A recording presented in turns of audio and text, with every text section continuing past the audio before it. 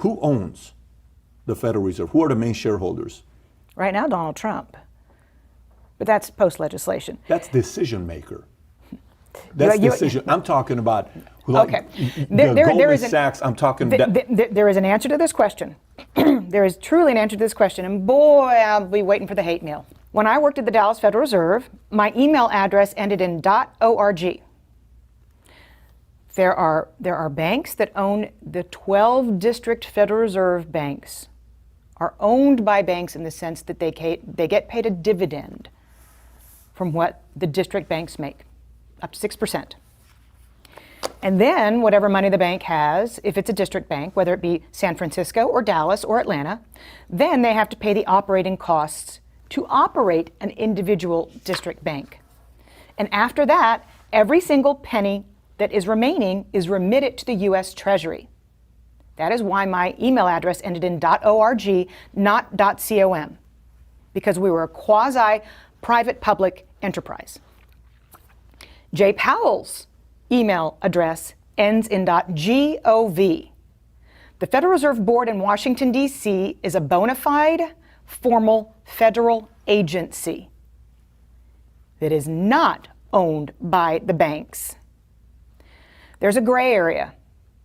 There's a gray area, and this is up for everybody in tin hats. Here you go. Let's plow it down the middle. The government employees have permanent votes on the Federal Open Market Committee. The district bank presidents rotate in every few years. They do not have a permanent vote on the Federal Open Market Committee, so they have less power. The Federal Reserve Bank of New York, however, the president of the Federal Reserve Bank of New York is also the vice chairman of the Federal Open Market Committee. He has a permanent vote. The only one of the districts who has a permanent vote on the Federal Open Market Committee and has the quasi-public-private ownership, which brings in the banks that sit on the board that you're getting to. So there is a gray area there. And the New York Fed does have extraordinary power compared to any other district. And that power over the years and prior to the crisis was corrupted, which is documented. And the reforms that should have been made subsequent to the crisis have not been. And if you want to get angry about something, get angry about that. But understand that the bulk of the power seat is a government agency, or the Treasury would not have been able to step in like it has.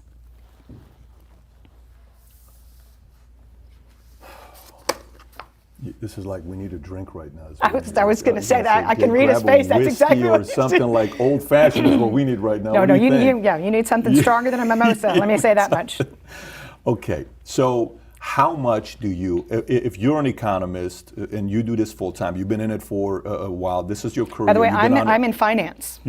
Sure. And by the way, you said something about you start off in finance. I think you worked in hedge fund at one point. I think you did. I worked with hedge funds. I worked at a traditional investment bank.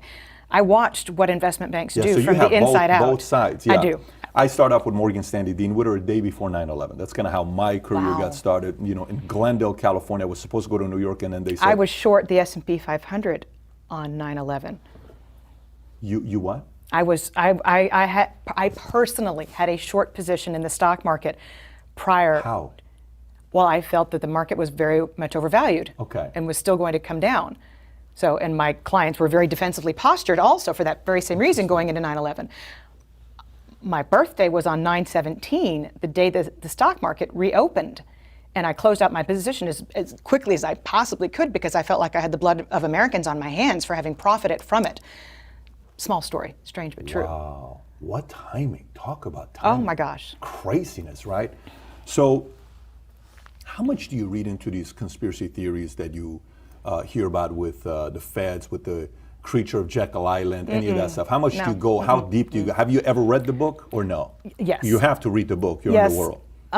The 6 names, they own the quarter of the wealth of the world, et cetera, and Woodrow Wilson saying what he said about... I get it.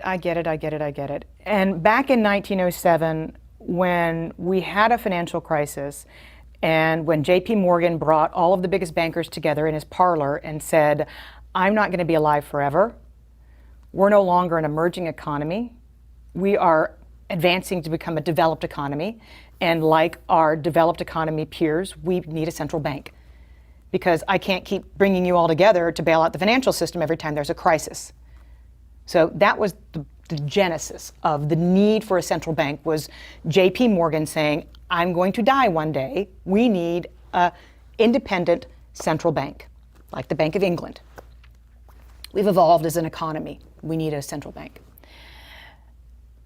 Because of how the Federal Reserve was born and when it was born, much more importantly, it was born headed into a war that exacerbated a globally over-indebted situation and brought about hyperinflation in Germany and a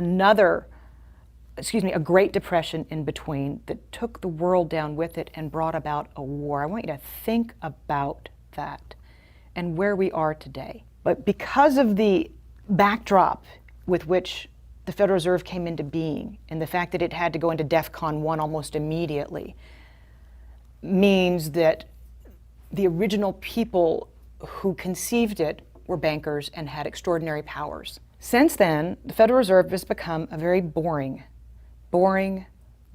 place. Are there conflicts of interest at the New York Fed?